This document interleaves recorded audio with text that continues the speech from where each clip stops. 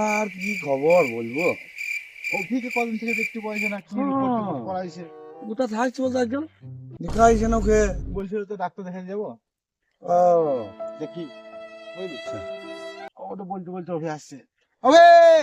আবে আসছি আসছি দাঁড়া আসছি।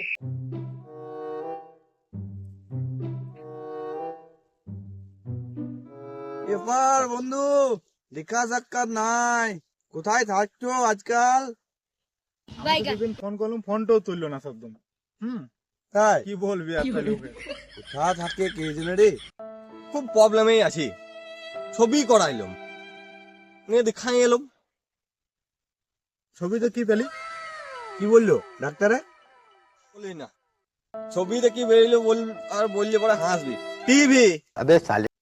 হ্যাঁ টিভি? কি হলো